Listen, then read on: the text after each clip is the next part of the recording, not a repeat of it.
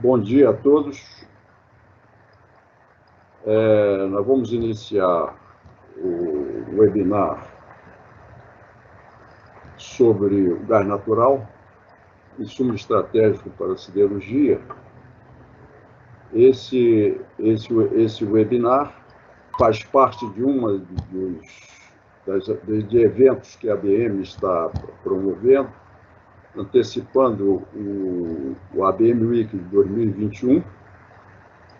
A Associação Brasileira de Metalurgia e Materiais, ela é uma associação com 75 anos de existência, né? E não podia ficar de fora desse assunto sobre o gás natural, que tem sido uma proposta do governo de fazer uma série de revisões na sua estrutura, principalmente de custo, e isso, sem dúvida alguma, está trazendo para os vários setores de atividade industrial, e a siderurgia é particularmente uma delas, um grande interesse. Então, a ABM ela está envolvida nesse assunto.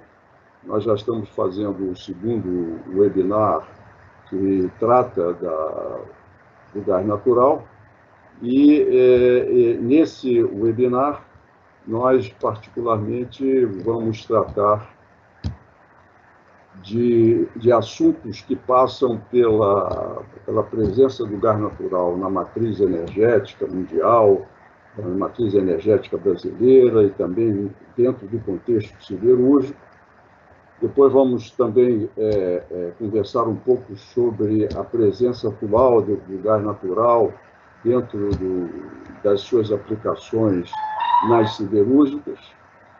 E vamos, então, finalizar com uma apresentação do BNDES, que vai mostrar como esse assunto foi prospectado, né, para se transformar nesse projeto o gás para o desenvolvimento, né, como está sendo chamado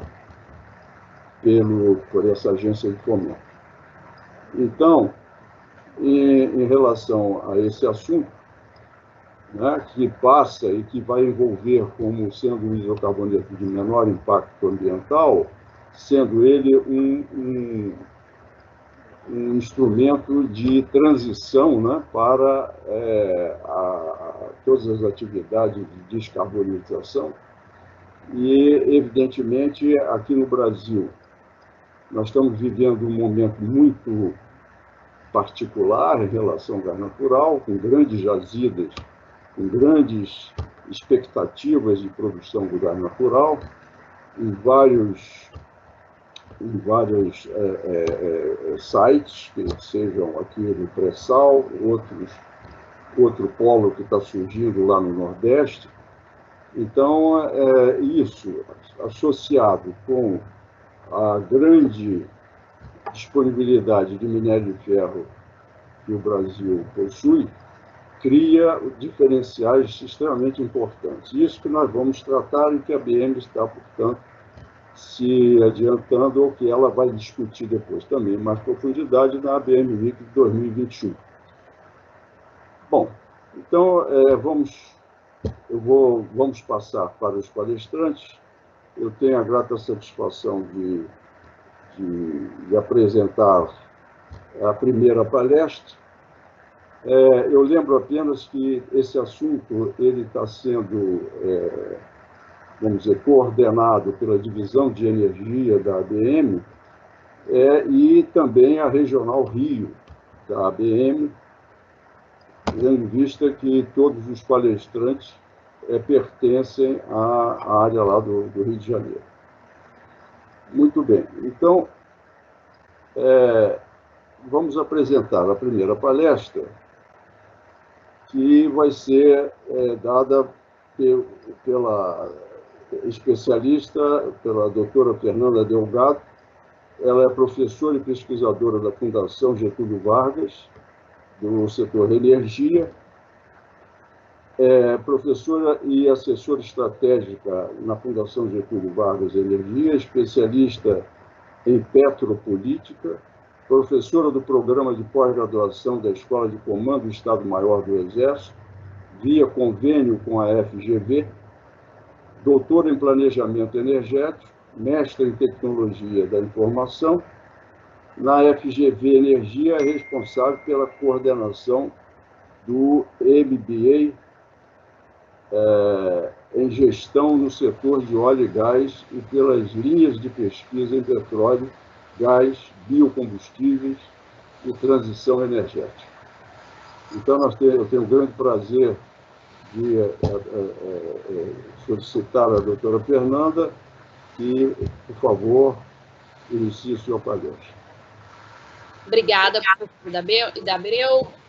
Bom dia a todos. Queria primeiro expressar meus agradecimentos aí à ABM Brasil, ao professor Idabreu, à Tatiana, com toda a gentileza de organizar esse evento, aos meus colegas de painel. Sou Fernanda, professora pesquisadora da FGV Energia. No meu nome, no nome da FGV Energia, eu agradeço muito esse convite. A missão que me foi dada hoje é falar sobre o mercado de gás, traçar um panorama do mercado de gás, né, para que os meus colegas panelistas insiram aí as suas expertises em relação ao mercado siderúrgico, né? Queria falar para vocês, então, sobre mercado, demanda e preços de uma forma rápida, né, para que a gente deixe mais espaço depois para interação aí com o público, que eu acho que é a parte mais interessante, mais dinâmica de todos esses milhares de webinários que a gente participa, né, e a gente assiste aí todos os dias. Então, como a gente sabe, né, quem participa desse mercado e se atém aos jornais, a reinjeção é uma prática do mercado de gás, tanto por uma necessidade técnica, mas também por razões econômicas, né, associadas a uma falta de demanda mais consistente do mercado, e gerar essa demanda firme, né, é uma condição muito importante hoje para o mercado, para que você possa implementar, para que você possa aumentar de forma significativa o escoamento desse gás. Como fazer isso? Sem subsídios, pela livre iniciativa, é o cerne da questão em torno de todas as discussões que a gente tem hoje, né? Como você impulsiona esse mercado por meio de uma regulação adequada é uma questão fundamental, mas só a regulação ela não ela é fundamental, mas ela não sozinha, ela não resolve essa questão. Então, de uma forma geral, em março de 2020, o Brasil produziu 121 milhões de metros cúbicos de gás natural e reinjetou 56 milhões de metros cúbicos. As importações têm caído também, né, e desde o início da pandemia, por uma questão de demanda, e foram importados 21 milhões de metros cúbicos por dia, o que significou 33% a menos em março desse ano do que janeiro desse ano.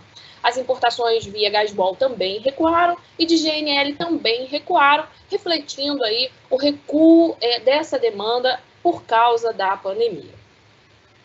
No Brasil, os maiores consumidores de gás são a indústria e o setor termoelétrico, né? E também uma influência grande do consumo industrial. Para ampliar esse consumo de gás, né, o importante seria que falássemos de crescimento industrial e energia a preços acessíveis para tornar essa indústria mais competitiva. O pico de consumo de gás no setor industrial brasileiro ele ocorreu em 2015. A indústria demandou quase 50% do gás consumido no Brasil na última década. Mesmo que a gente considere que os preços desse gás ainda são bastante altos, se compararmos aos principais hubs internacionais, né, o consumo de gás ele tem crescido de 2010 a 2015. Principalmente no setor termoelétrico. Se você pegar no setor industrial, esse aumento não é expressivo, né? Entretanto, aí com a pandemia, o Brasil já vinha experimentando um baixo crescimento econômico, né? Se você pegar o crescimento industrial brasileiro nos últimos 10 anos, ele é decrescente, né? Se você pensar que nos anos 80, 32% do PIB era do setor industrial e hoje o setor industrial representa 15% do PIB, você tem aí uma desindustrialização do Brasil que reflete no consumo de energéticos também.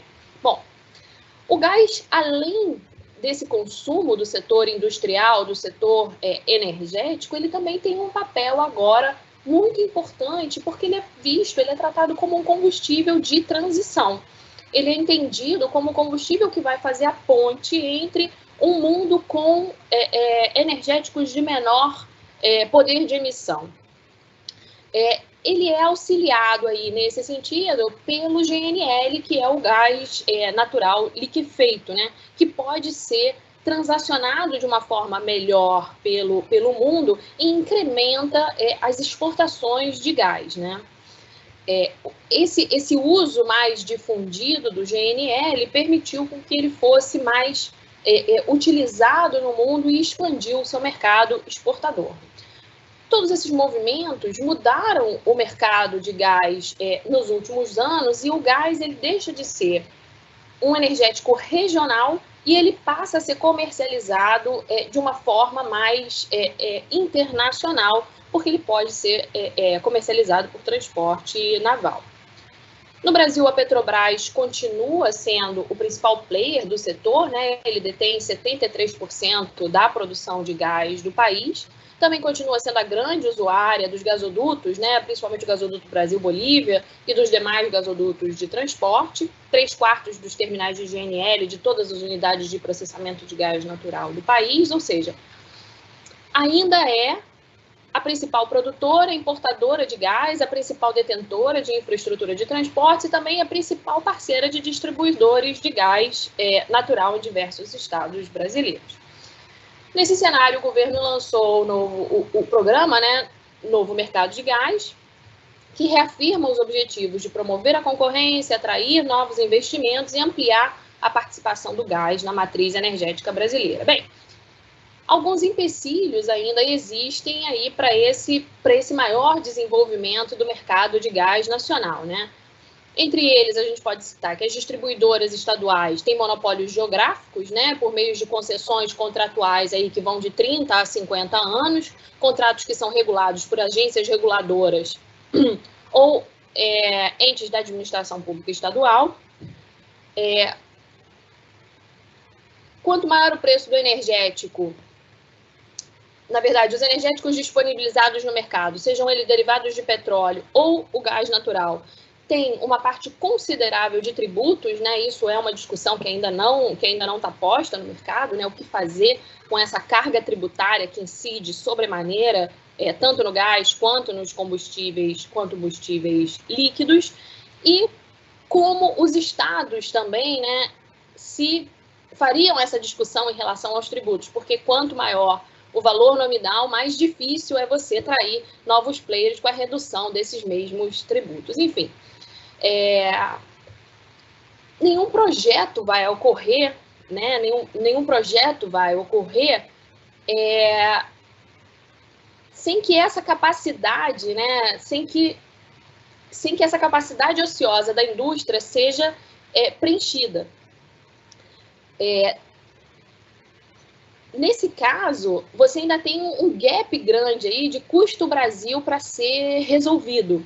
E fica muita coisa por conta da iniciativa privada, que ainda fica esperando as questões relativas a onde está essa demanda.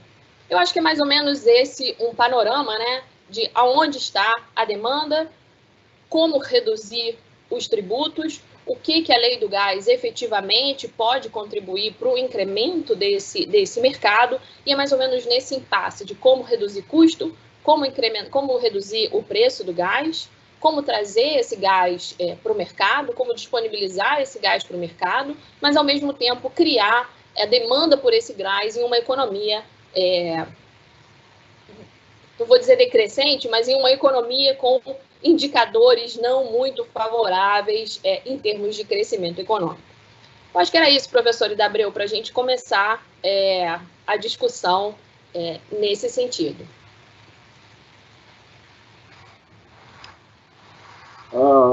Muito obrigado, doutora Fernanda. Muito obrigado pelas suas observações. Eu gostaria também de lembrar ao público que vocês têm condição de participar fazendo perguntas pelo chat. Já estamos recebendo algumas. E fiquem à vontade para fazer a todos os palestrantes, na medida que eles forem se apresentando, as suas perguntas, né?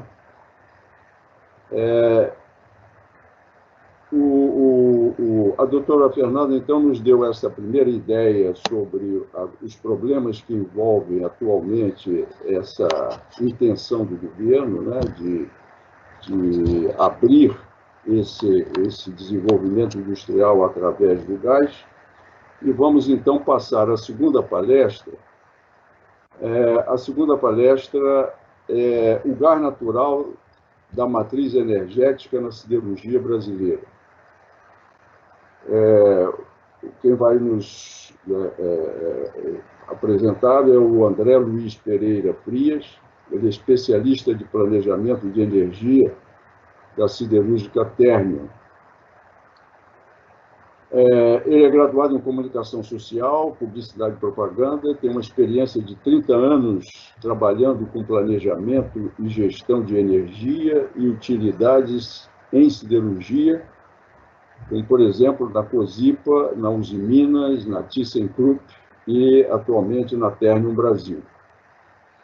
O André participou diretamente do processo de substituição do óleo combustível IGLP por gás natural na usina de Cubatão, então Cosipa.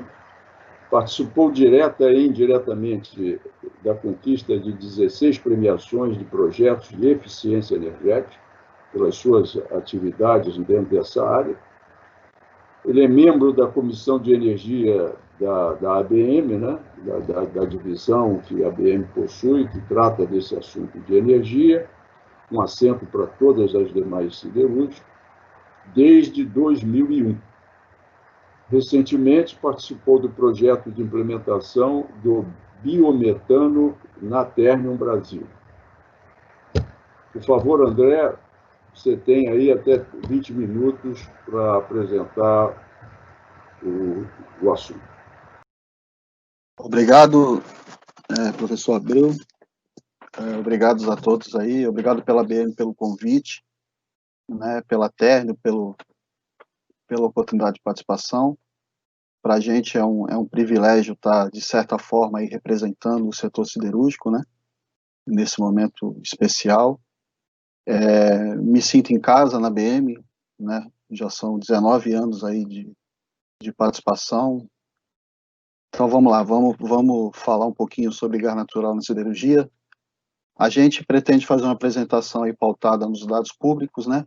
Então, a gente pretende ser bem genérico, não citar as empresas, as plantas, queremos passar uma ideia realmente aí do que a gente vê e a gente estudou aí sobre o tema na siderúrgica, principalmente na siderurgia integrada, que é onde eu tenho experiência.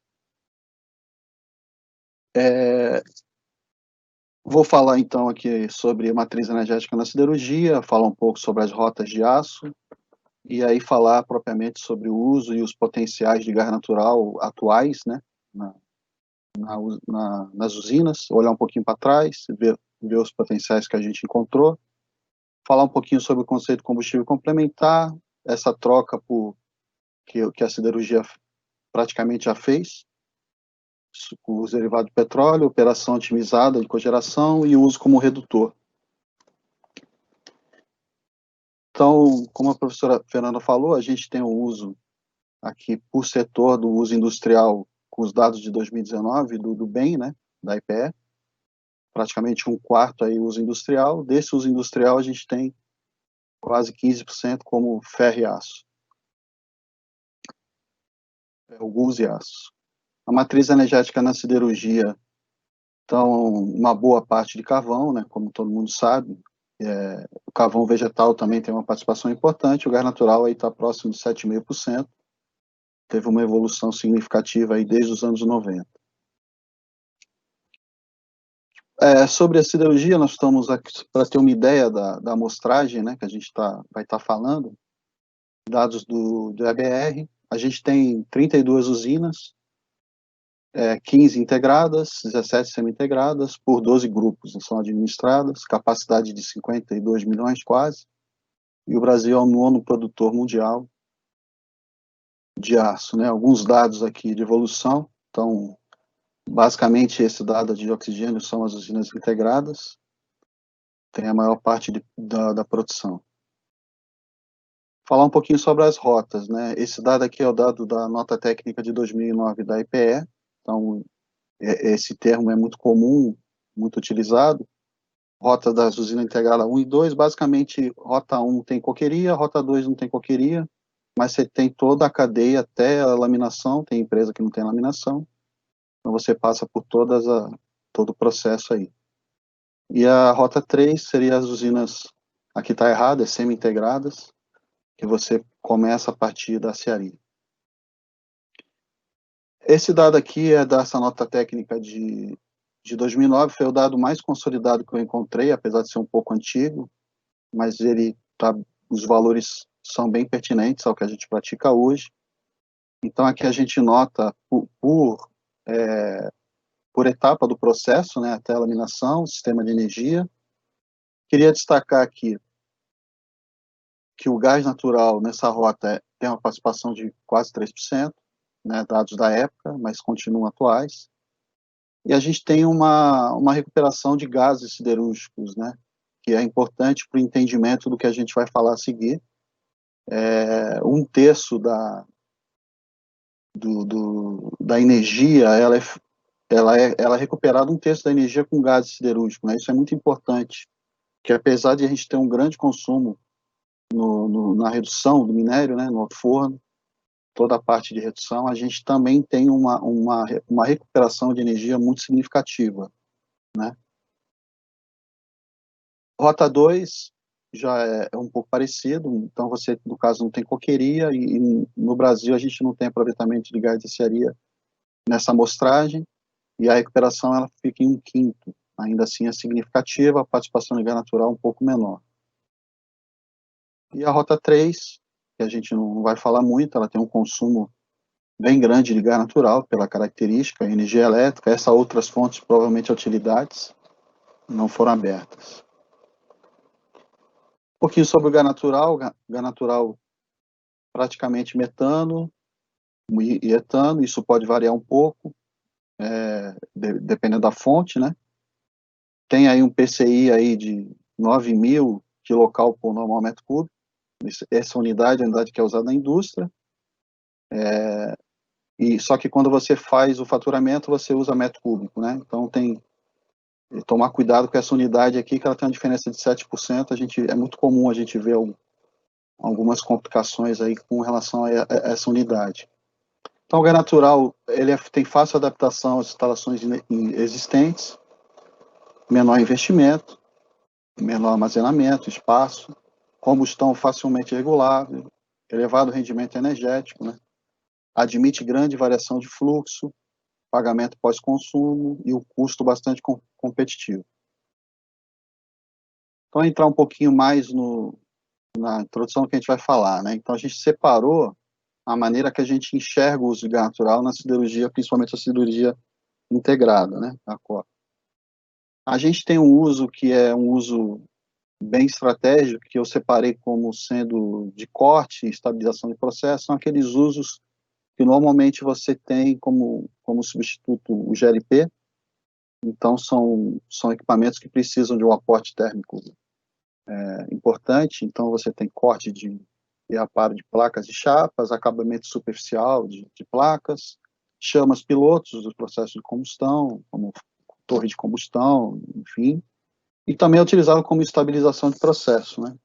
Quando você precisa de algum gás siderúrgico, como o gás do forno, você precisa de um combustível para estabilizar o processo, você pode usar o gás natural.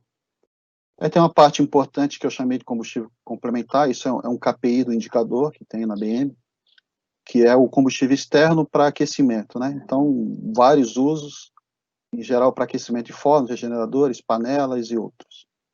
ele normalmente complementa o déficit de gás siderúrgico, que a gente vai falar um pouco mais, e ele naturalmente substitui o óleo combustível, substituiu o óleo combustível que fazia esse papel no passado.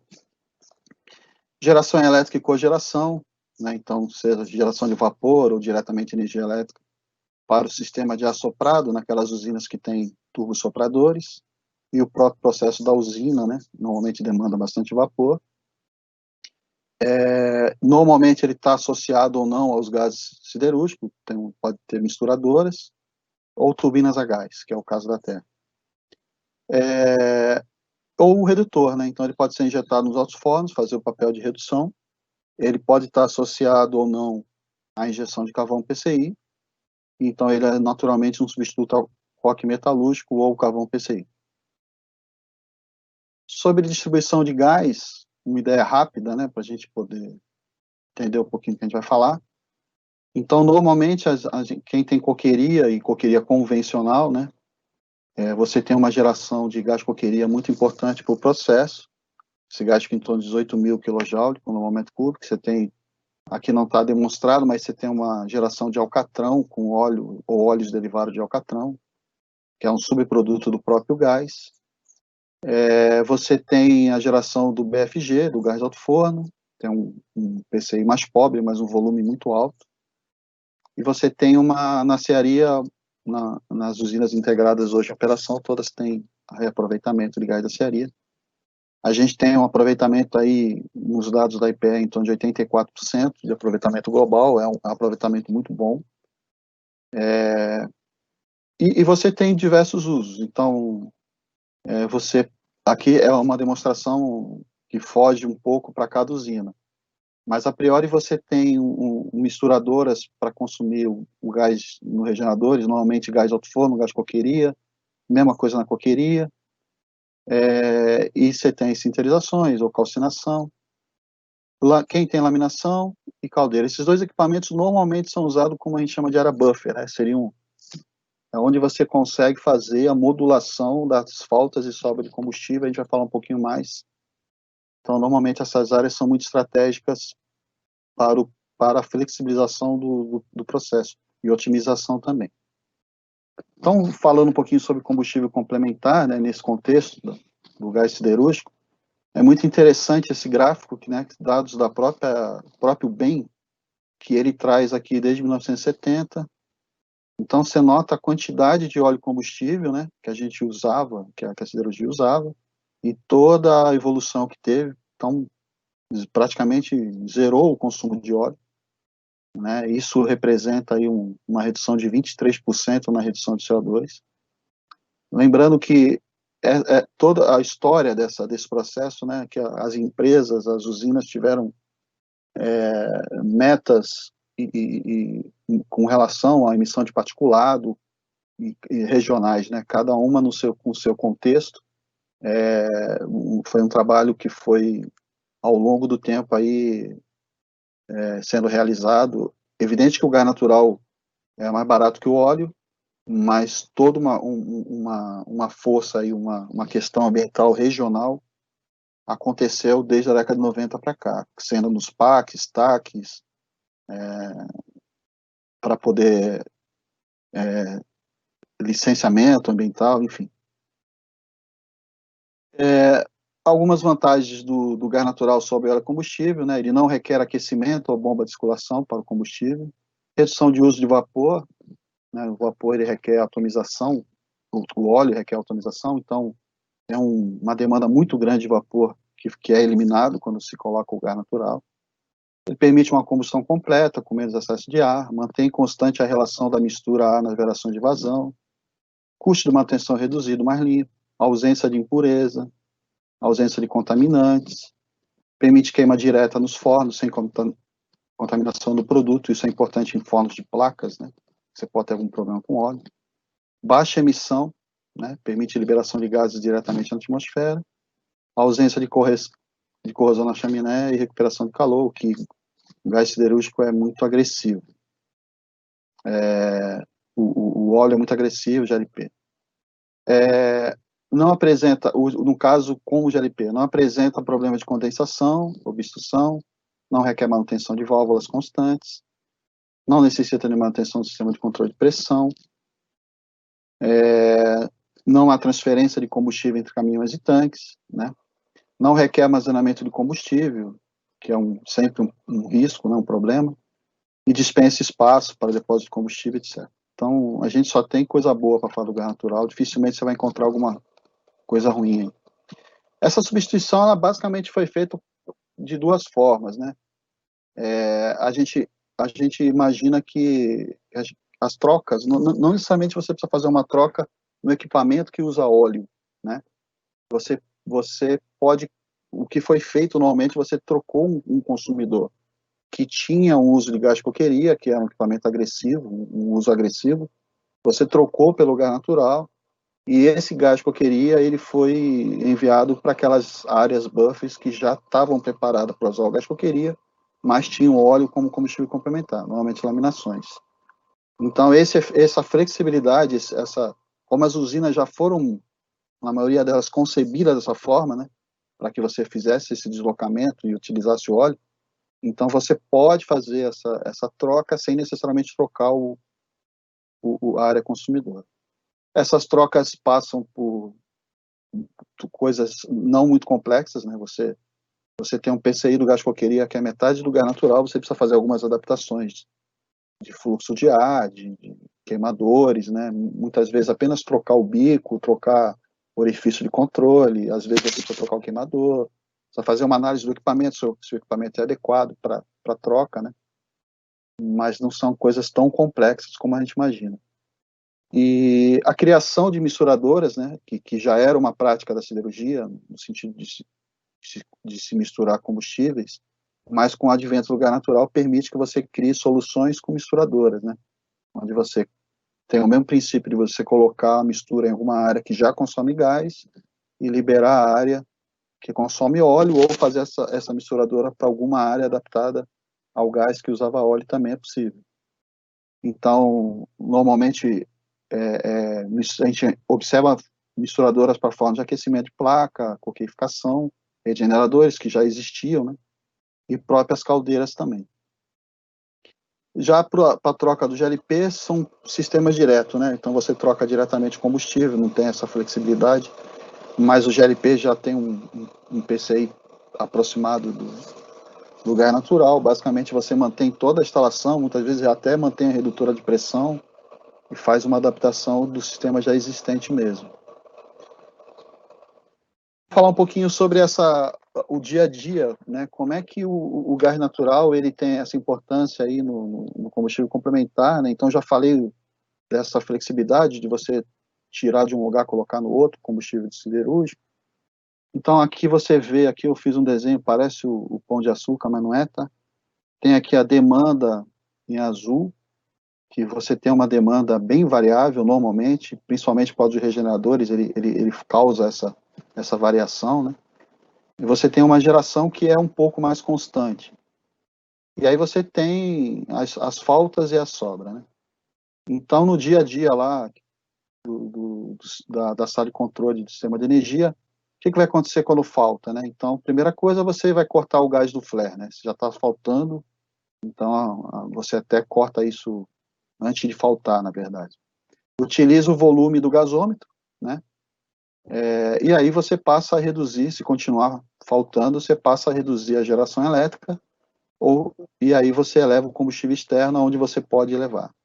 Isso eu coloquei essa setinha aqui por quê? Porque isso aqui tem a ver com a questão econômica, né? Então, normalmente, você tem uma redução da geração, e normalmente não vale a pena você implementar o combustível externo, no caso o gás natural. Mas isso depende muito de cada contrato, de cada contexto, né?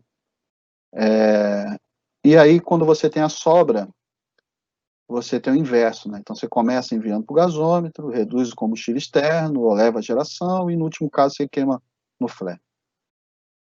Os gasômetros, a gente, assim, a princípio, a gente imagina o gasômetro, por exemplo, um gasômetro de BFG de 150 mil, por exemplo. Você imagina, nossa, aquele gasômetro vai resolver todos os meus problemas. Mas, na verdade, ele não tem esse papel é muito limitado, porque imagina que uma siderúrgica aí que produz 5 milhões de toneladas por ano, aí ela tem uma geração de BFG da ordem de 900 mil normômetros por dia, por hora, desculpa.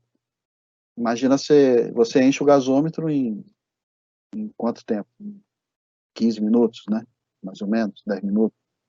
Então você tem um tempo muito curto, né? Pensando que o gasômetro não está nem sempre cheio, nem sempre vazio, né? Então você tem um pouco efeito para armazenagem, né? O gasômetro tem o papel de corrigir as variações de pressões mais momentâneas e de vazões também. Unidade projetada para consumo de diversas gases, então passa a ser um processo importante, né? E as misturadoras, conforme eu falei. Então, se você tem esses equipamentos, você consegue fazer esse papel. Ocorre aí, na sequência, vamos ver qual é um problema que a gente tem hoje de ordem econômica, né? Então, num cenário de gás natural não competitivo, que é o nosso dia a dia, a gente tem, como a gente já falou, o gás natural é hoje o combustível complementar da siderurgia, principalmente da siderurgia integrada. Então, eu costumo falar que você tem esse tripé aqui na hora de tomar a decisão, né? Então, normalmente, o que você faz? Você trabalha com eficiência energética, né? Lógico, independente de qualquer coisa, vamos falar um pouco da operação. Você tem que gerar o máximo, né? Então, o teu diretor vai querer o máximo da tua geração, o máximo do aproveitamento de gás siderúrgico e, se possível, zero de combustível complementar. Então, o gás natural é muito bom, muito importante, mas, no fundo, se não tivesse ele, seria muito melhor. Mas alguma coisa você tem que ter, principalmente quem tem laminação. E o que acontece? Ele não é viável, na maioria das vezes. Então, você fica sempre fazendo aquele jogo que eu comentei no slide anterior, né? Isso é um potencial, porque se eu tenho áreas buffers que foram projetadas, de certa forma, as próprias caldeiras, as termoelétricas, elas são projetadas com um certo lastro para poder pegar essas variações, a gente tem um aproveitamento bom do gás siderúrgico, mas elas são, de certa forma, ociosas quando o combustível não é competitivo, né? Então, o que eu tenho? Eu tenho uma capacidade ociosa do parque de geração de energia elétrica ou de vapor, eu tenho uma modulação constante da geração, dificultando a operação, né, e trazendo riscos contratuais e até de equipamentos. Eu tenho uma inviabilidade para investimento de maior aproveitamento do gás. Imagina que eu tenho uma sobra de gás e, normalmente, para que eu possa fazer um investimento para gerar vapor com esse gás, eu preciso de um gás natural, seja para controle, seja para estabilidade, seja para complementação. E aí eu tenho um gás barato, mas o gás natural me inviabiliza o projeto, né? Então eu tenho um gás natural economicamente indesejável para o processo, né? Apesar de ser um ótimo, um excelente combustível. Ao passo que, se eu tiver um cenário de gás natural competitivo, aí tudo ficaria mais fácil, né? Então, a gente poderia manter a geração no máximo, na medida possível. Claro, cada um tem uma realidade, né? Mantendo, logicamente, o aproveitamento do gás siderúrgico e o combustível complementar. Evidente que a gente vai trabalhar para reduzir, mas já não, né? Eu posso transformar isso num valor para a empresa. E aí a gente teria uma capacidade instalada, uma ocupação boa da capacidade instalada, eu teria mais previsibilidade para os nossos contratos, né, e segurança contratual, porque normalmente os contratos têm um mecanismo que é muito danoso para a siderurgia, porque a siderurgia tem um perfil de oportunidade. Então, se eu não tenho gás siderúrgico, eu estou com a minha térmica lá, eu tenho uma oportunidade de gás natural, e aquele gás natural naquele momento pode ser viável, só que aí eu tenho que pagar uma penalidade porque eu estou fugindo da minha programação, aí ele passa a não ser viável. Então, até nas oportunidades a gente tem penalidade, né? Então, é complicado. Então, aí tem um maior potencial de viabilidade para investimento, de aproveitamento de gás siderúrgico. A gente tem um aproveitamento bom, mas tem potencial de melhorar. E aí sim o gás natural para ser competitivo. Qual que é o potencial que a gente tem hoje na siderurgia dessas térmicas que tem capacidade para lotá-las aí com gás natural? A gente não fez essa conta, não se arriscou a fazer, mas com certeza ele existe e é grande. Agora falar um pouquinho sobre redução, sobre gás natural como redutor. A gente fez um levantamento aqui que deu até um pouquinho de trabalho, pegamos lá os anais da BM, e a gente encontrou uma situação bem interessante. Então, a gente percebeu que até o começo da década de 90, as empresas operavam ao coque, os outros fundos operavam ao coque, aí passou-se a criar a injeção de finos, né, que começou a pressionar, o preço do coque começou a ser muito distorcido, começou a viabilizar a injeção de carvão, praticamente todas fizeram isso, e aí você começou a reduzir o coque, logicamente, mas o gás natural, ele teve um papel importante em alguns momentos, né. A gente, na década de 90, enquanto não se viabilizava os projetos de injeção de carvão, foi utilizado uma quantidade razoável de gás natural. Na média, você chegou a 10 kg por tonelada de gusa. Depois, em 2004, 2008, tivemos alguns leilões, algumas oportunidades de reduzir o gás natural que estava sendo reinjetado nos poços. Esses produtos foram criados. E, recentemente, aqui, em 2012, esse dava até 2015, tá? Tivemos injeção, e peguei um caso aqui de um alto forno aqui de 68 kg por tonelada, em 2012. Esses dados representam 92% da produção das usinas integradas, né? Então, são as principais usinas mesmo, com base em 2015. O que a gente fez aqui foi um exercício, considerando 30 quilos de tonelada de gusa, que a gente acha que isso é bem razoável, só que talvez nem todos os outros fornos tenham capacidade de utilizar por algum motivo técnico. Então, a gente considerou aí, se eu tivesse uma injeção de 30 quilos, em 60% da produção de gusa, hoje, das usinas integradas, rota 1 e 2, eu teria aí um acréscimo de 1.700.000 metros cúbicos dia no consumo de gás natural, que hoje, no geral, fica na faixa de 1.200, né? Então, eu teria um potencial aí de uma vez e meia, de aumentar quase 150% o consumo de gás natural, sendo bem conservador.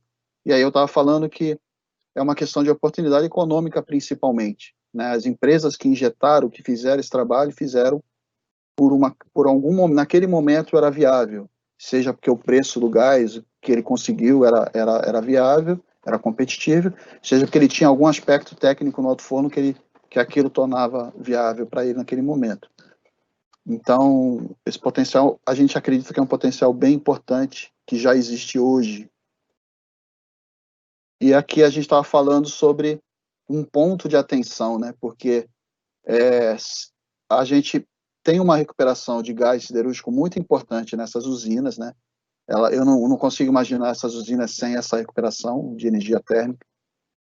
E ele alimenta áreas de laminação e sistema de energia. Se a gente pensar numa mudança tecnológica de rota da redução do minério de ferro, a gente tem que pensar como um todo, né? Então, a gente não pode desprezar isso é um ponto de atenção, a visão de quem faz planejamento de energia. E o legal é que o gás natural ele pode atender essa necessidade também, né? Tudo uma questão de competitividade, porque ele se adequa, né? Então, essas áreas de laminação por exemplo, tem uma demanda muito forte de energia elétrica e gás, né? Então, ele se adequaria desde que seja competitivo. Eu acho que acabou. Conclusão é que a siderurgia brasileira, ela tem uma história de sucesso, sim, com gás natural, né? Particularmente em substituição de derivado de petróleo. Então, não é de hoje que o gás natural tem sido uma alavanca para uma série de questões ambientais, logicamente que questões mais locais, né? Mas tem sido. O estudo desse potencial, tanto como redutor, como cogeração, e até para eficiência energética, que é um assunto que eu não falei, mas com certeza tem, ele precisa ser melhor levantado, né, e aprofundado. A gente também acredita, como falou a doutora Fernanda, que o setor precisa de ter essas demandas elencadas, e o gás natural precisa ser mais competitivo para se consolidar e como combustível de transição para os projetos de descarbonização da siderurgia brasileira. Então, era isso que eu queria apresentar. Obrigado. Ok, André, muito obrigado. Sua palestra foi muito interessante, apresentou vários pontos aqui que são de extremo valor. Eu acho que isso vai ficar demonstrado agora nessa terceira palestra. Você mostrou aqui um espectro de utilização do gás natural pela siderurgia, com alguns potenciais muito interessantes, como esse da injeção do gás natural pelas ventaneiras dos altos fornos e a sua complementariedade nas outras áreas dos elos da cadeia produtiva do aço. De forma que eu volto a lembrar para todos que estão participando, que estão assistindo, que estamos abertos aqui, o chat está aberto às perguntas que os assistentes desejarem fazer aos palestrantes. Por favor, fiquem à vontade de enviar as suas perguntas. Bem, em seguimento, nós vamos agora para a terceira palestra e nós vamos ter a oportunidade de assistir aqui a abordagem que o Pedro Paulo Dias Mesquita vai fazer com o título Gás para o Desenvolvimento, Potencial do Setor de Ferro e Aço. O Pedro Paulo ele é gerente de inteligência de mercado do BNDES, graduado em Ciências Econômicas pela Universidade Federal do Rio de Janeiro, pós-graduado em Gestão Financeira, Controladoria e Auditoria pela Fundação Getúlio Vargas e mestre em Políticas Públicas, Estratégia e Desenvolvimento pelo Instituto de Economia da UFRJ. É especialista em inovação e economia industrial, possui experiência na elaboração e operacionalização de políticas de apoio e financiamento à inovação e desenvolvimento industrial. A palestra do Pedro, eu gostaria só de fazer um complementar, é muito oportuna no momento em que o governo federal colocou e anunciou o gás natural, o novo mercado para o gás natural e o BNDES como um agente para realizar essa política. Eu tive a oportunidade de assistir a um webinar com o ministro da Economia, onde ele colocou isso explicitamente. Ele estava lá, inclusive, também o presidente do BNDES. Então, eu acho que essa abordagem agora que nós vamos assistir, do Pedro, vai ser muito interessante, porque nós vamos ver exatamente como é que foi feita essa prospecção, né? Principalmente aí, no caso voltado para a siderurgia, e também de que forma ele já está com algumas ações sendo colocadas pelo BNDES, como, por exemplo, ter uma consulta, né, fazendo uma consulta aos setores, aos vários setores, para ver como é que ele está, qual é a demanda esperada. Pedro, é um prazer muito grande tê-lo aqui para fazer essa palestra. Por favor, fique à vontade. Bom dia a todos. Prazer é meu, professor D'Abreu, agradeço o convite, agradeço a ABM, ao Leal pela possibilidade, né, de compartilhar um pouco do que a gente está fazendo e alcançar, né, aumentar ainda mais a capacidade aí de interlocução com o setor e poder demonstrar aquilo que a gente está trabalhando e reforçar o convite, né? Por fim, eu vou reforçar aqui o convite à manifestação de interesse das indústrias por gás natural, que, como a Fernanda bem colocou na sua fala, né, a gente tem alguns desafios e um dos grandes desafios que estão colocados para o desenvolvimento desse mercado é justamente a demanda, né, esse mapeamento da demanda pelo gás. Tá, então, eu vou projetar aqui a minha apresentação só para orientar essa nossa conversa. Então, a gente está trazendo aqui uma conversa específica, né, sobre o potencial para ferro e aço. Tá? A gente está realizando um trabalho mais amplo para a indústria como um todo, de mapeamento da demanda industrial como um todo. E eu vou falar um pouco mais à frente como que a gente está se organizando. Tá, então, a gente foi provocado, né, paralelamente ao lançamento do programa Novo Mercado de Gás, o BNDES ele foi provocado a contribuir com esse programa de governo bastante ambicioso de formação de um mercado de gás natural aberto, dinâmico, competitivo. Ou seja, o que a gente não vinha observando, como a Fernanda também bem destacou na fala dela.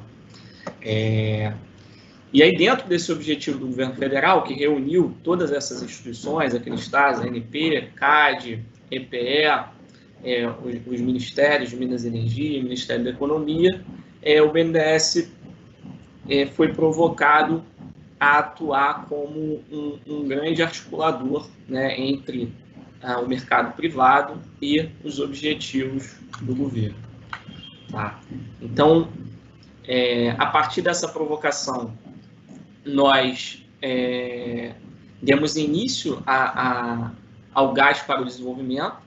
Tá? Então, é uma iniciativa que se pretendeu buscar soluções para que, a partir das ações encampadas pelo novo mercado de gás, que a gente pudesse, de fato, destravar os investimentos no setor. Então, a gente sabe que toda a agenda regulatória ela é fundamental, mas que há também uma necessidade de combinação e de comunicação e troca de informações, redução de assimetrias no mercado entre oferta e demanda, para que a gente consiga acelerar e, de fato, fazer esses investimentos saírem do papel.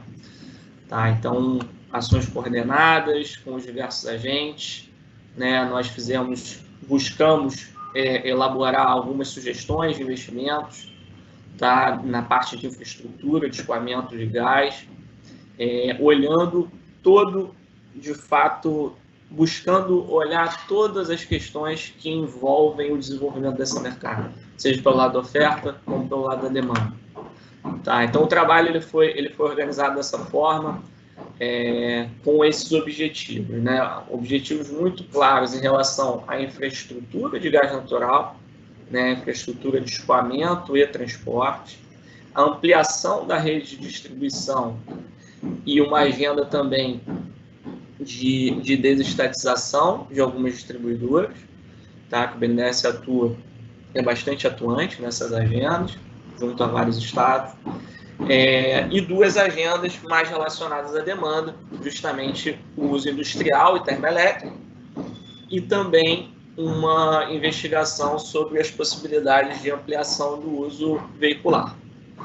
Tá? Então, essas foram as 4 frentes do nosso primeiro estudo, que foi publicado em maio desse ano.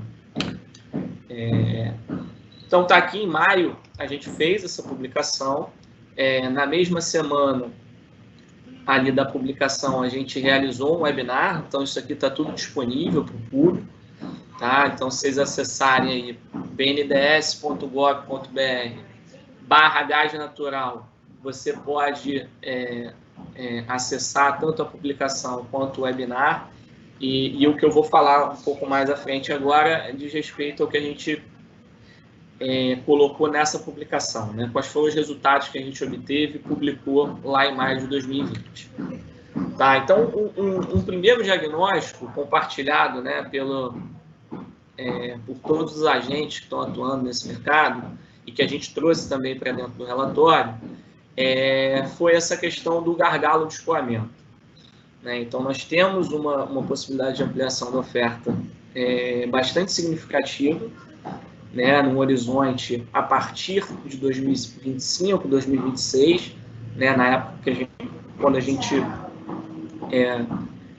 publicou o relatório, esse era o dado. Então, isso pode ter alguma atualização mais recente, mas seria entre 2025 e 2027 essa expansão. Tá? E a gente tem uma limitação das rotas de escoamento. Então, você vê na última linha tracejada, ela já considera a Rota 3, atualmente em construção pela Petrobras, e o gráfico mostra como, a partir de 2025 até 2027, você tem um crescimento bastante relevante para além da capacidade dessa rota. Tá? E aí a gente entende, ao conversar com diversos agentes, que o mapeamento de demanda firme em larga escala é um fator decisivo para a gente poder viabilizar novas rotas de escoamento aqui. Tá? Então, claro, junto a essa melhora do ambiente regulatório, a gente precisa também do mapeamento dessas demandas.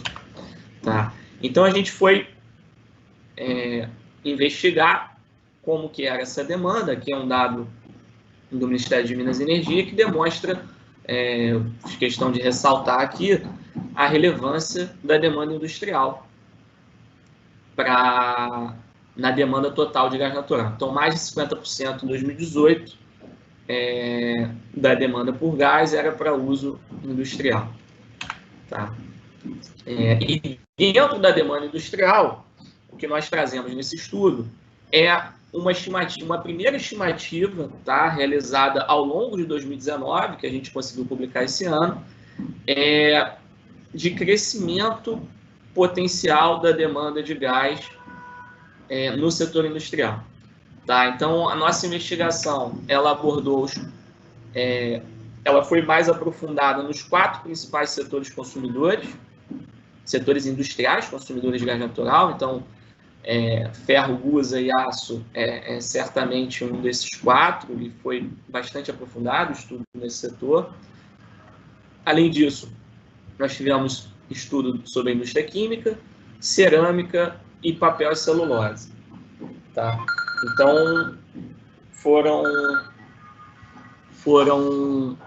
Desculpa, pessoal, uma ligação aqui. São coisas de webinar ao vivo aqui. Então, seguindo, indústria química, cerâmica, ferro, gusa e aço, papel e celulose, e nós fizemos ainda uma estimativa mais geral relacionada a outras indústrias. Tá? Então, essa nossa estimativa, ela foi segregada entre uso final energético e uso como matéria-prima. Né? O gás natural, atualmente, ele tem uma utilização majoritariamente quase que única para fins energéticos, né, em função do histórico que a gente teve de aumentos de preço que inviabilizou o uso do gás natural como matéria-prima. No entanto, as oportunidades de expansão do uso do gás, elas são muito significativas quando a gente olha para o gás como matéria-prima. Tá? E aí eu destaco principalmente 2 setores, ferro e aço e indústria química. Tá? Então, a gente tem um potencial muito grande em redução direta, no caso do ferro e aço, e 2 oportunidades também bastante relevantes aqui, uma mais destacada na indústria química, no caso dos fertilizantes nitrogenados. Tá? Então, o grande destaque aqui, nessa nossa estimativa preliminar, lá em 2019, e eu vou falar um pouco mais à frente, que ela não considera, né, algumas perspectivas que foram surgindo após a conclusão do trabalho, já em 2019 a gente conseguiu ter uma visão de que seria possível o consumo de gás natural em 2030 ser 2,4 vezes o consumo realizado em 2018. Tá? Então, essa é uma informação bastante importante para o mercado entender que há demanda firme e há projetos. Tá? E aí a gente seguiu com os próximos passos. Então, aqui em relação ainda a essa demanda, eu apresento aqui as principais oportunidades no setor de ferro e aço que a gente buscou mapear, falando em termos de consumo adicional. Né? Então, como que o setor de ferro e aço pode saltar do consumo em 2018, que era um consumo da ordem de 3,6 milhões de metros cúbicos por dia, para um consumo que a gente vai mostrar lá na frente, que a gente estima que pode... em 2019, a gente estimou que ele podia chegar a 9 milhões de metros cúbicos por dia em 2030. Tá? Essa foi a nossa estimativa no ano passado, mas pelos movimentos recentes, a gente acredita que pode superar os 12 milhões de metros cúbicos por dia. Aí sim, existem projetos para isso. Tá? E aí é a segunda fase do trabalho que a gente está tocando ao longo de 2020, que envolve, inclusive, a consulta às indústrias que a gente está fazendo nesse momento. Tá? Então, ainda dentro da demanda analisada, do potencial de demanda analisado, a gente tem, para a indústria de ferro-aço, né, o André colocou bem aqui várias oportunidades, a gente destaca a injeção de gás natural nos alto-fornos, e aí foi boa que a estimativa que foi apresentada está bastante em linha com o que a gente considerou, né, no nosso estudo. A gente considerou um potencial na casa de 2 milhões de metros cúbicos por dia, né? Então acho que está bem em linha ali com o que foi apresentado, e a gente olhou esse potencial considerando também o que já foi possível ser realizado no passado. Então nós tivemos um período, principalmente ali seguindo a construção do ramal do Vale do Aço, ali em Minas Gerais, a gente teve um período de maior consumo, maior injeção do gás natural no forno, e a gente buscou observar esse delta de consumo desse período para também estimar esse valor de 2 milhões de metros cúbicos por dia. Tá? A gente está refinando isso também esse ano no trabalho que a gente está realizando. Tá? Além disso, a gente tem uma possibilidade real de retomada, né, da produção de Pelotas, né, a operação paralisada hoje da Samar, que também traria um grande potencial. Temos uma oportunidade de substituição do óleo diesel nos equipamentos de transporte de carga. Então, algumas empresas têm estudado isso e a gente colocou lá também no nosso estudo como uma possibilidade para ter uma ordem de grandeza aqui. Se a gente aprofundar, essa substituição ela vem ocorrendo, né? Quando a gente olha os dados do Balanço Energético Nacional, a gente vê que essa substituição ela vem acontecendo. Se a gente conseguir aprofundar e substituir mais 20% do óleo diesel utilizado ainda na matriz energética, a gente geraria mais 0,5 milhão de metros cúbicos por dia de gás natural só com essa substituição, tá? Em termos de demanda. E, por fim, a possibilidade de instalação de plantas de redução direta para a produção tanto do HBI quanto do DRI. Tá? E aí aqui destacando o uso como matéria-prima, né, do gás natural, uso intensivo como matéria-prima, que pode realmente fazer com que o setor dê grandes saltos em termos de consumo e aproveitamento da condição de gás natural que é pretendida pelo governo federal. Tá? Na verdade, por todo mundo, né? É uma agenda que a gente tem destacado muito, que está bastante alinhada, né?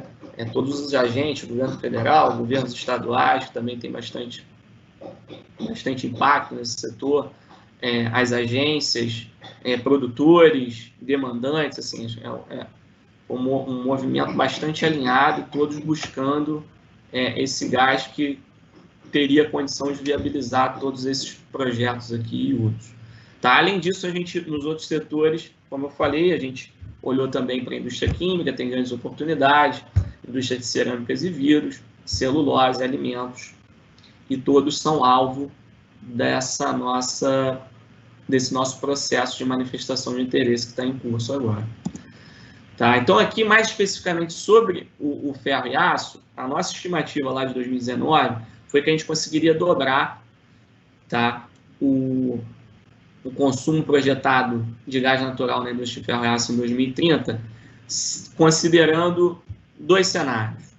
Tá? Então, a análise ela foi feita num primeiro cenário base, que considerou apenas uma projeção de crescimento da produção siderúrgica e uma manutenção da participação do gás natural nessa produção, tá? Na matriz energética da produção siderúrgica.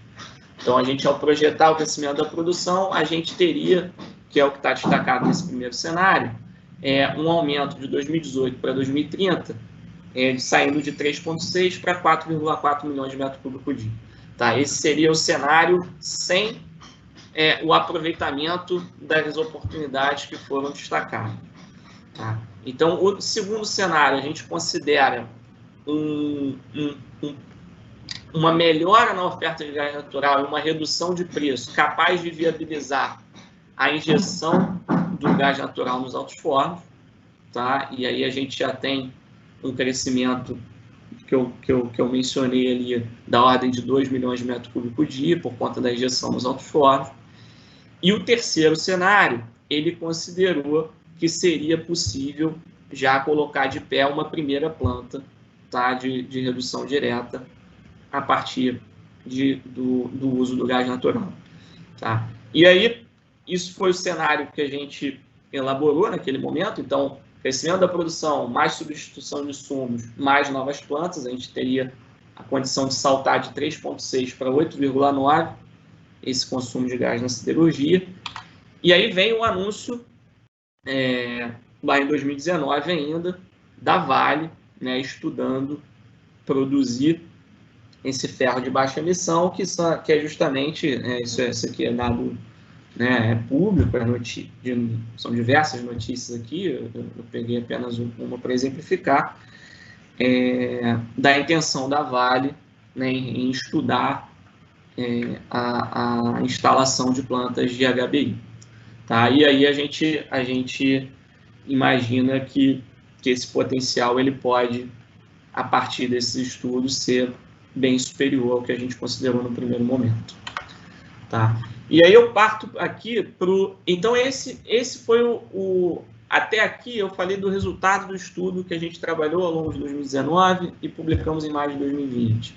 Então, aqui a gente destaca os nossos planos de ação 2020. Então, a gente partiu para uma nova fase da iniciativa Gás para o Desenvolvimento, que a gente chamou de plano de ação, e que busca justamente se beneficiar de alguns princípios aqui de atuação, tá, que a gente encontra no BNDES. Então, a gente se posiciona como uma instituição neutra, né, para conversar com os diversos entes, né, a gente se aproveitou do nosso relacionamento com o mercado, né, então, por conta das operações de financiamento e dos diversos fóruns, né, que a gente costuma participar em busca do desenvolvimento dos setores industriais e de infraestrutura, a gente tem realmente uma comunicação muito boa com todos esses agentes do setor, além de sermos uma subsidiária do Ministério da Economia, né, uma instituição de governo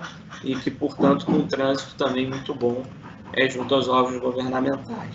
Tá? Então, essa experiência técnica, a neutralidade, o relacionamento com o mercado e a facilidade de interlocução, a gente entendeu que nos coloca, né, e assim foi entendido pelo próprio Ministério da Economia, quando nos demandou isso, né, nos coloca numa posição privilegiada para buscar impulsionar o desenvolvimento desse mercado. Tá? Então, a gente traçou para 2020 alguns objetivos mais específicos. Então, avaliar uma nova rota de escoamento para os campos do pré-sal com decisão de investimento até 2022. Então, é importante a gente destacar que existem diversos horizontes, né, de investimentos, de exploração e de decisão de investimento para trazer ou não o gás para a costa brasileira. Tá? Melhora, em geral, do aproveitamento do gás natural, com a expansão da oferta, e aí um grande objetivo de viabilizar a implantação de projetos industriais que justamente representem essas demandas em grande escala. Tá? A interação em relação aos aspectos tecnológicos foi uma frente muito trabalhada também. A gente sabe que não é só a lei do gás, né, do PL 6407 que está no Senado, que resolve todos os problemas. Ela endereça muita coisa, ela é um avanço bastante significativo e, a partir dela, existem também algumas regulamentações infralegais que compõem aí o arcabouço pretendido para dinamizar esse mercado. Então, o BNDES tem atuado, né, junto aos diversos agentes também para mapear e discutir essas melhorias, não só a discussão acerca do PL, mas também as melhorias em regulações infralegais. Tá? A atração do mercado privado, então, quando a gente faz esse levantamento e busca discutir com as empresas, né, quais são os projetos, que investimentos poderiam ser feitos, qual seria a demanda, a gente busca colocar todo mundo na mesma página e acelerar os estudos. A gente tem visto isso acontecer de forma a catalisar a formação desse mercado. Tá? Então, nós dividimos esse trabalho de 2020 em 4 frentes, uma dedicada à oferta, outra demanda industrial, demanda termoelétrica e a frente de GNV.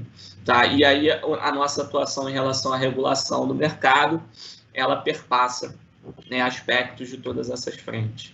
Tá? Então, uma interação com mais de 40 stakeholders aí de mercado, foi bastante intenso, tem sido ainda, para justamente buscar trazer a melhor compreensão de cada parte acerca do que falta para avançar, né?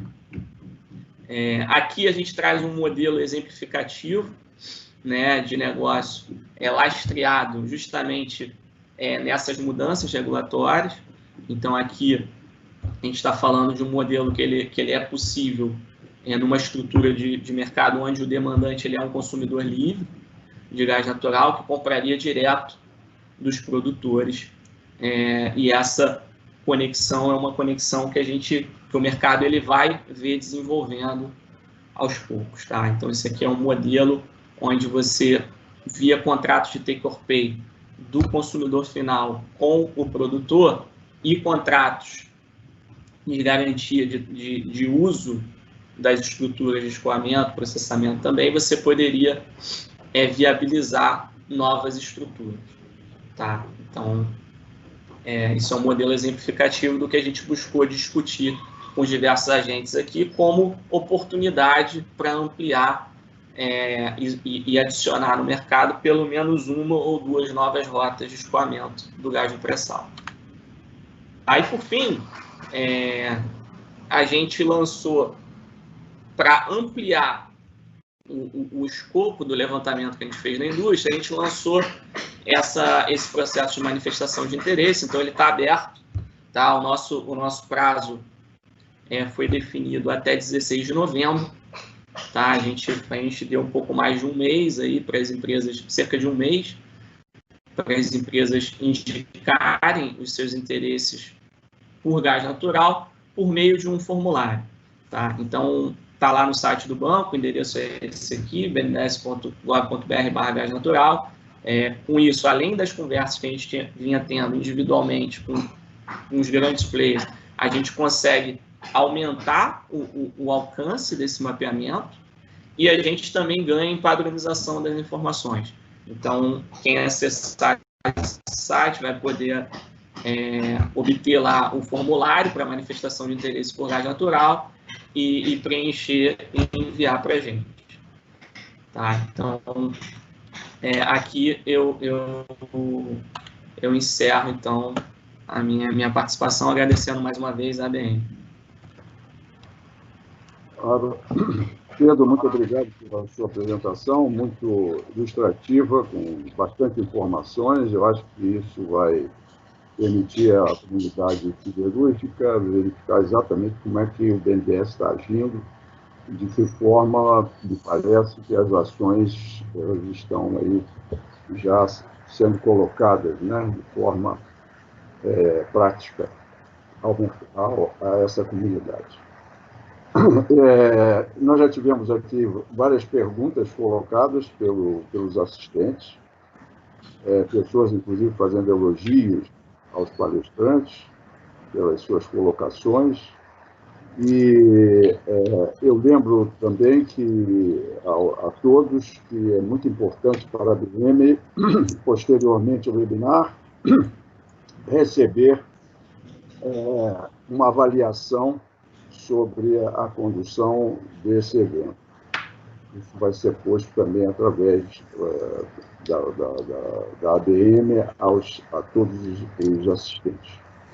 Bom, pelas perguntas que foram colocadas, eu percebo aqui que elas transitam por vários pontos, né? Temos aqui pergunta colocada pelo Renato, pelo José Murilo, pelo Vitor Oliveira, que é lá da Polburce, onde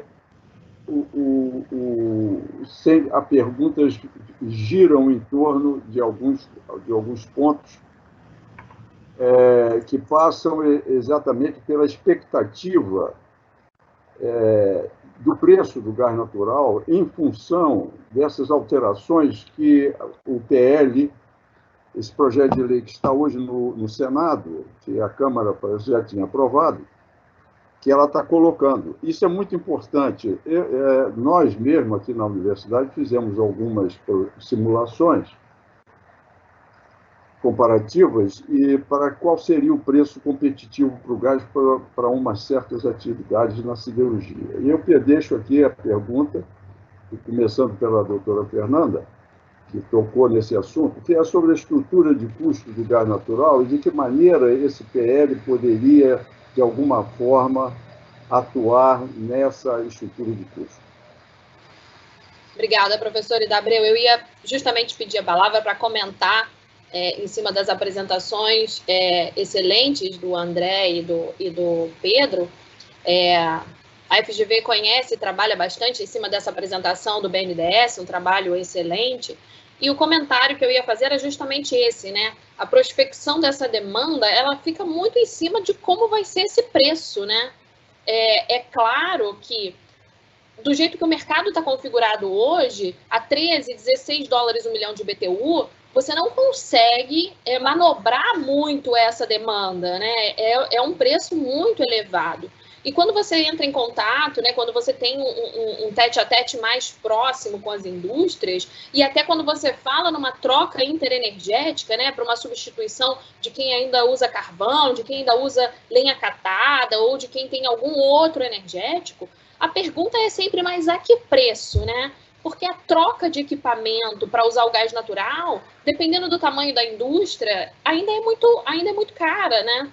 E até para que você aumente a produção, o quanto você está disposto, né? Quando você pergunta o quanto você está disposto a incrementar a sua produção e usar mais gás natural, a pergunta sempre é a quanto, né? A quanto você consegue colocar o gás na porta da minha fábrica? E a gente tem um espectro para trabalhar. Tem algumas perguntas aqui da audiência perguntando se é factível 3, 4 dólares o milhão de BTU.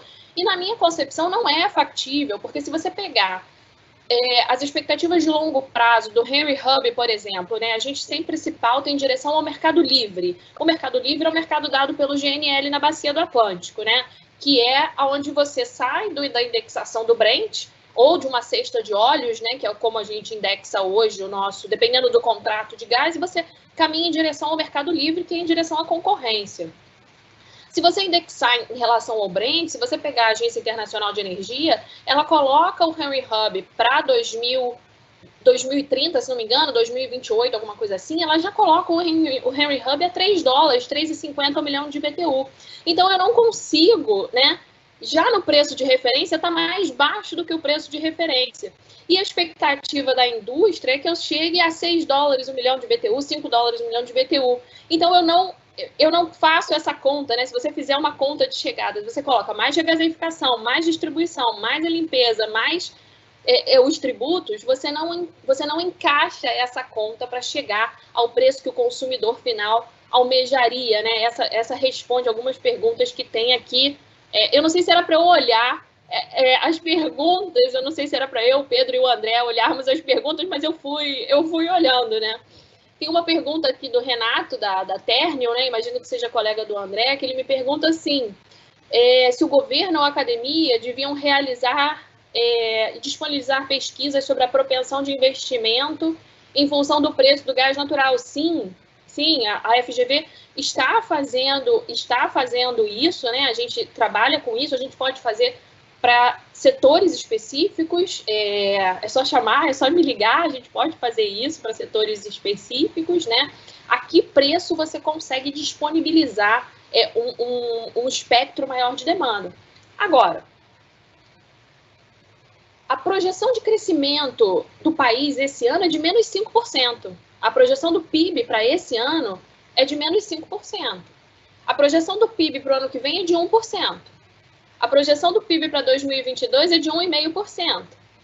Então, por mais que você consiga desenvolver o mercado, você consiga todo o ambiente regulatório, que foi o que o Pedro estava colocando, por mais que o BNDES se esmere muito e tenha um trabalho fabuloso, se você não tiver crescimento econômico, se você não incentivar o consumo dessa família, porque no sistema econômico, no final, é o consumo da família que vai dar a resposta para você puxar a demanda no final do dia.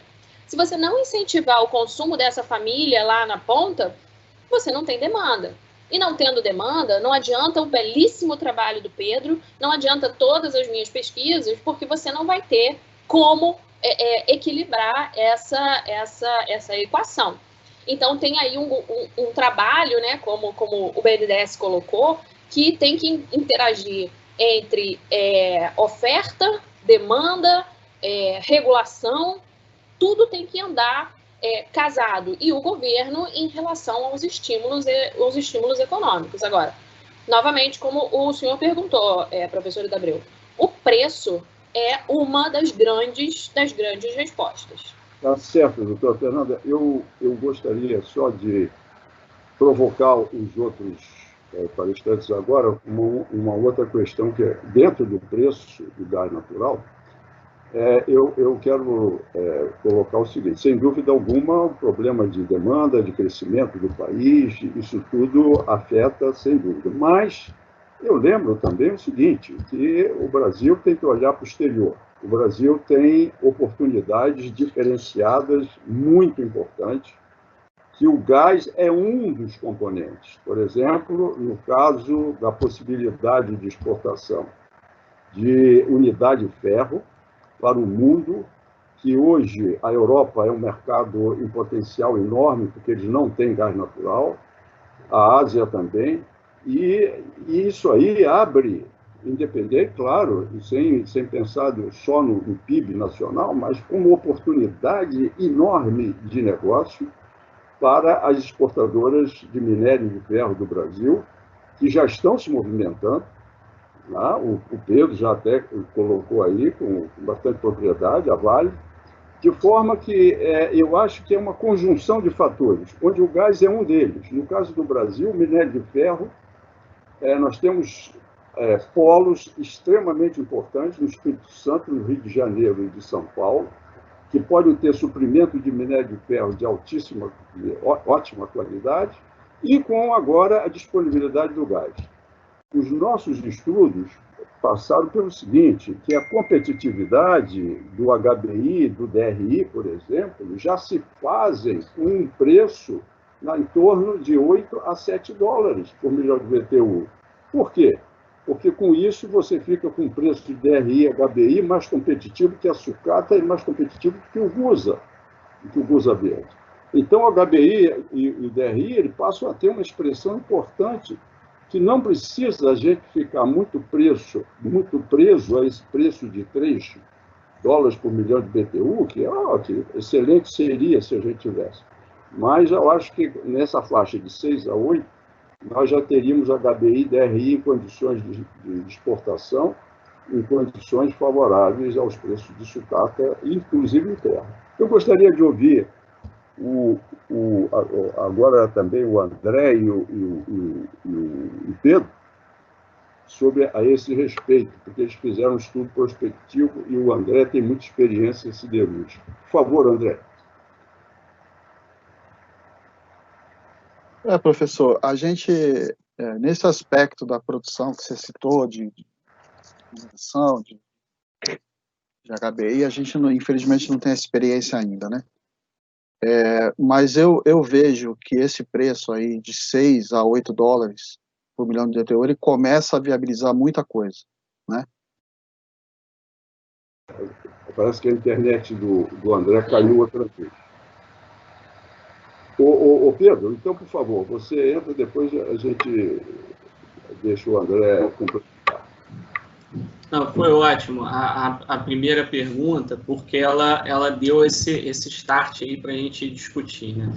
Então, em relação ao preço, né, que foi muito destacado, é importante que eu consiga falar aqui dos próximos passos, né? Então, o que a gente pretende com esse levantamento do interesse das indústrias? O nosso formulário, ele contempla a indicação de volume, de preço e de características de contrato. Tá? Pedro, só um minutinho. André, você vai complementar, porque a sua internet caiu e eu passei... Sim. Mas você termina daqui a pouco, tá ok? Tá ok, desculpa aí. Pedro, pode continuar. Ok. Então, a gente está buscando informação, igual a gente já vinha buscando nas conversas com as várias empresas, informação de volume, preço, características de contrato, e a gente está ampliando agora isso em aspecto maior. Tá? Então, a gente pretende publicar uma curva de demanda, tá? Agregada, claro, a gente tem que guardar o sigilo das informações, mas a gente pretende apresentar para o mercado uma curva de demanda, então, justamente com essa relação volume-preço, tá? A partir das informações que a gente obtiver. Aqui um único ponto, a gente não tem controle, né? Sempre que a gente faz uma pesquisa, um levantamento desse tipo, a gente não tem tanto controle sobre a qualidade das informações que vêm, apesar da gente ter contato direto com a maioria dos grandes players, então a gente está bastante confiante que a gente vai ter, sim, muito importante das informações que a gente precisa para construir e publicar uma curva de demanda. Então, acho que isso vai dar uma visão, e aí é claro que, a partir dessa curva de demanda, a gente espera que vai estar tudo resolvido, os preços vão se encaixar. Não, a Fernanda colocou bem. A gente tem ainda algum gap? Tem, pelas conversas que a gente tem tido, é visível algum gap. Mas o que a gente espera é que a gente acelere um processo... ainda, né? Sim, em relação ao preço, né, especificamente em relação ao preço, a gente tem um gap ainda de percepção, né, de quanto seria o preço adequado, né, pelo lado da indústria vis-à-vis do lado da oferta. Mas o que a gente espera é acelerar um processo de aproximações sucessivas, tá? Que é o que a gente já está observando esse processo no mercado de aproximação, e a gente espera com essa curva conseguir acelerar isso. Então, o que a gente já observou de resultado desse processo? Né? Vários dos questionamentos que a gente fez e que a gente coloca no nosso formulário, muitas empresas que são potenciais usuários de grande volume de gás ainda não tinham aprofundado tanto o entendimento, né, a ponto de ter aquelas questões que são questões fundamentais numa negociação direto com o produtor. Então, pelo fato da gente ter vivenciado um mercado monopolizado pelas distribuidoras durante tanto tempo, né, você tem ainda um aprendizado e um desenvolvimento ou uma atualização aí de estudos que nem todas as empresas estão no mesmo passo. Então, algumas estão bem avançadas, outras que são grandes potenciais também, a gente viu que ainda estão nesse passo aí de estudar. Um outro ponto que eu queria destacar aqui é que, assim, o nosso, por outra razão, talvez, né, o mercado brasileiro ele está atrelado ainda hoje ao Brent, né? A Fernanda bem colocou que quanto mais a gente abrir, a tendência é realmente a gente caminhar para um preço internacional, como ela colocou. Então, por estarmos atrelados ao Brent, a gente teve uma redução significativa, né, no preço do gás já, né, recente, por conta da queda do preço do petróleo, mas que é algo que ainda hoje depende dessa flutuação e que o mercado tem colocado que não é o desejado, né, manter-se atrelado ao Brent. Então, com todas as indústrias que a gente conversou, elas entendem que deveriam firmar contratos dependem de preços de mais longo prazo, então uma garantia um pouco maior ali de estabilidade de preço, ou estariam atreladas ao Henry Hub, né, ao preço internacional. Mas a gente observa já uma queda, né, não por outra razão, mas já observa uma queda no mercado. E quanto à oportunidade de exportação, Davi, você colocou muito bem. Então tem os dois lados, né? A ponderação da Fernanda é perfeita, né? Você viabilizar qualquer investimento num cenário onde o crescimento ele vem se arrastando é muito mais difícil, porque não é só você, mesmo que você tenha, você tem todo um conjunto de investimentos complementares, infraestruturas, toda uma economia que caminha junto e que provê melhores condições para qualquer tipo de investimento quando você tem um crescimento significativo, que seria o melhor dos mundos. Agora, as exportações são uma grande oportunidade. Não só exportações, mas o mercado que já existe. Então, para ferro e aço, eu concordo muito com a sua fala, Gabriel, em relação à possibilidade de exportação de unidade de ferro. A gente acredita nessa estratégia. Tá? A possibilidade de exportação também, né, no setor de cerâmicas. Então, a gente enxerga uma possibilidade de recuperar a participação de mercado internacional a partir de uma maior competitividade desse setor, viabilizado por um preço menor de gás natural. a gente tem uma oportunidade muito significativa aí indo para a indústria química nos fertilizantes nitrogenados. Então, o mercado brasileiro atual, ele já daria conta de um volume de produção que a gente colocou no estudo lá. Se a gente for atender 80% do mercado projetado brasileiro, a gente teria uma demanda de 12 milhões de metros cúbicos por dia de gás natural só para fertilizante nitrogenado. Então, assim, a gente tem um conjunto relevante de mercado que está aí, né? Que a gente consegue explorar, seja o mercado interno, que é hoje abastecido quase que 100% por importações, no caso do fertilizante nitrogenado, seja as oportunidades de exportação, ferro-ácido e cerâmicas. Muito obrigado. Muito obrigado. Eu acho que a sua análise foi muito importante e essa intenção do BNDES de avançar com isso é de extremo valor para a comunidade siderúrgica. Eu queria, então, dar a oportunidade ao André. André, você desculpe, mas que a sua internet tinha caído, mas, por favor, termine seu raciocínio. Não, só pontuar, eu estava falando, a gente acha que esse valor, por exemplo, entre 6 e 8 dólares por milhão de BTU viabiliza muita coisa. Então, a gente imagina, por exemplo, o uso residual, que ainda tem uso de LP, siderurgia. A gente já começa a enxergar a viabilidade para troca, começa a enxergar a viabilidade para projetos de aproveitação de gás siderúrgico que ainda são queimados nas torres, que nem eu comentei. A própria cogeração, em alguns momentos que o PLD está mais alto, já começa a viabilizar, então acho que boa parte.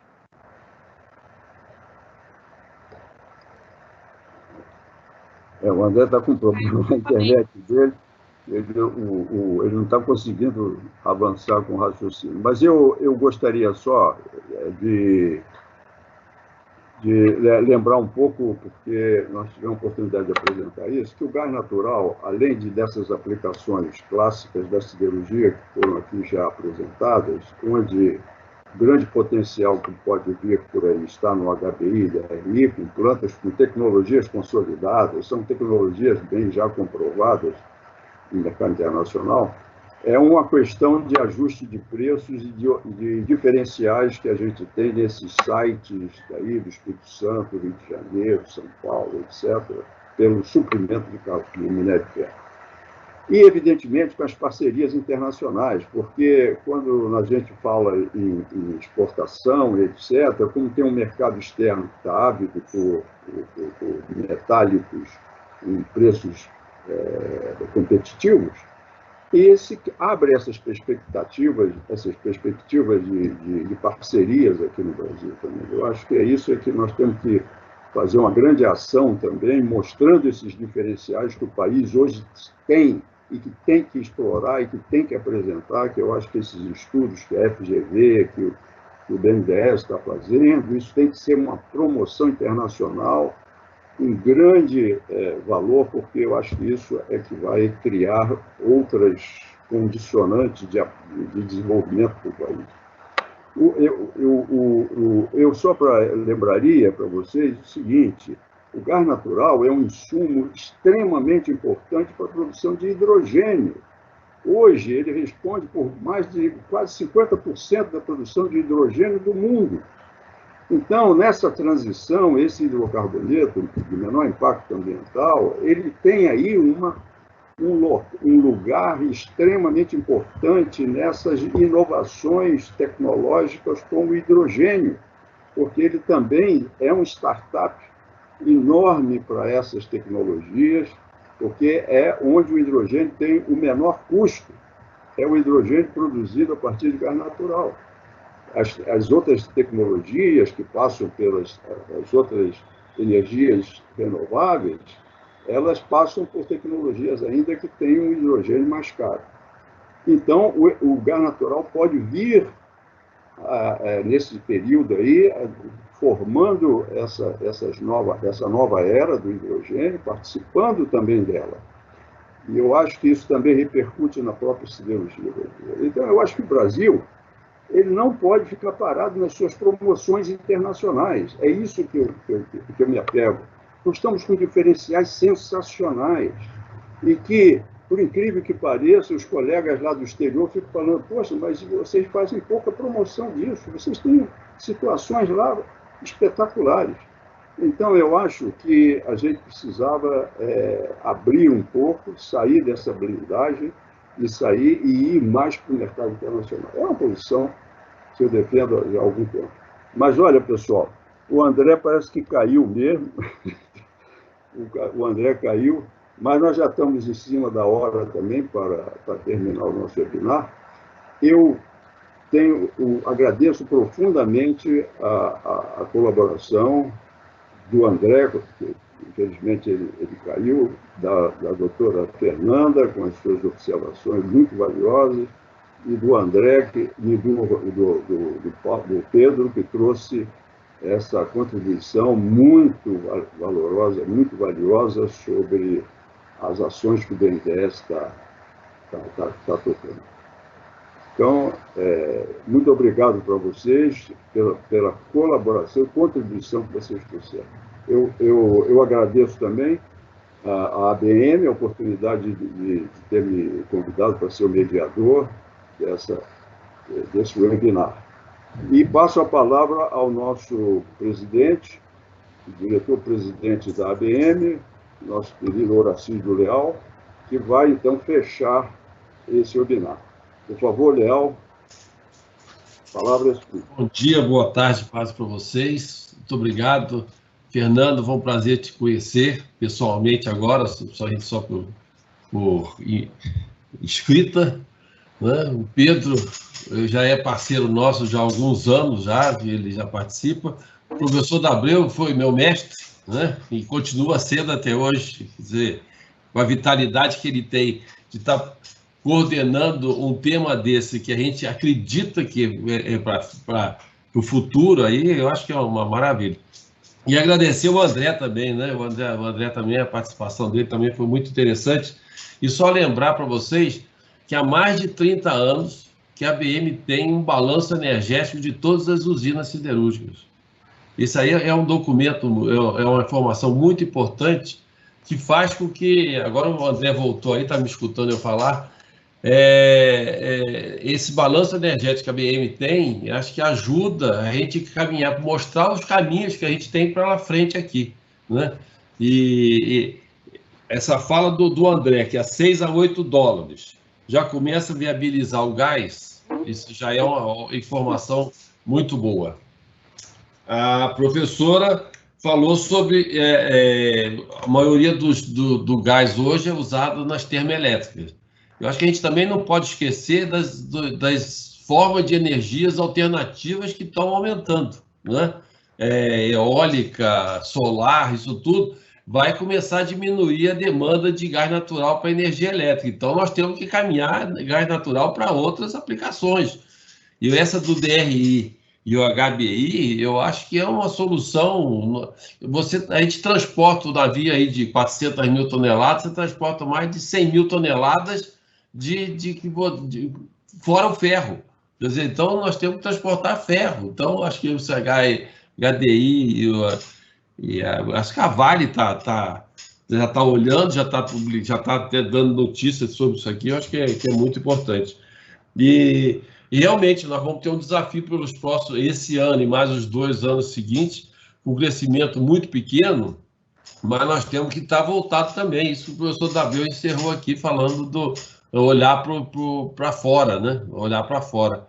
Então, acho que essa alternativa vai ser muito boa. E a ABM está aberta para vocês. Professora Fernanda só está convidada a participar das nossas atividades mais frequentes, né? Obrigada. Como o Pedro participa. O Pedro, quando tem alguma coisa, ele liga para mim, olha, Leal, nós precisamos fazer. Vamos fazer. Né?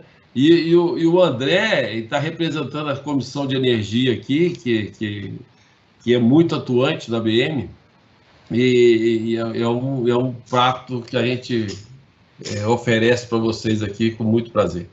Eu agradeço a presença de vocês, a participação de vocês, acho que foi muito rica, e nós tivemos 145 inscrições aqui, eu acho que foi bastante boa, não sei se todo mundo participou, mas muita gente escrita. Acho que isso aí foi muito importante. Muito obrigado, professor Abreu, mais uma vez, muito obrigado. E vocês tenham aí um bom final de dia aí. Muito obrigado. Tchau, obrigado. Obrigado, um abraço. Obrigada, tchau, gente. Bom dia. Obrigada.